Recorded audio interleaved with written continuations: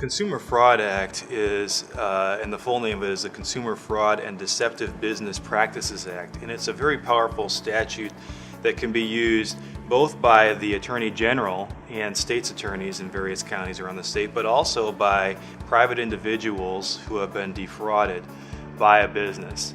The conduct that the consumer would have a claim for is really deceptive conduct. And what is deceiving? Well, lying, right, by definition would be part of it, but it has to be material as well.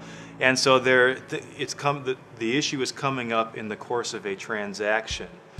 And so think of it as a material representation that's made by the business, and the classic example is in order to induce the consumer to buy something or to do something that the business wants the consumer to do.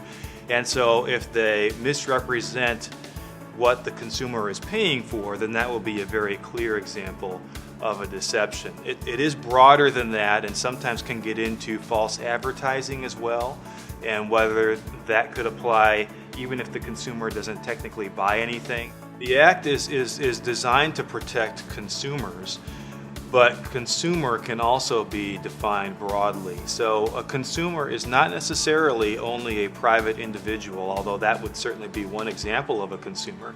It could be a business that hired another business for something that the business is consuming. So a consumer that is wronged by a business in looking at the Act may be defrauded, and that has a legal term that really stems from the common law, but the Consumer Fraud Act was intended and has been interpreted to be more broad than that.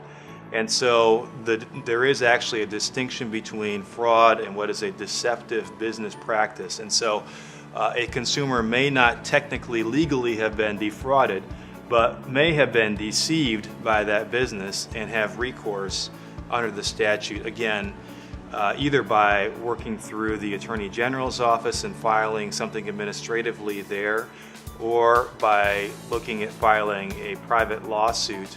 So you really need to consult with an attorney who's experienced in working with the statute to see if the particular conduct that occurred gives rise to a claim or not, or again, consult with the Attorney General's office if the consumer believes that it may be something to pursue an administrative claim.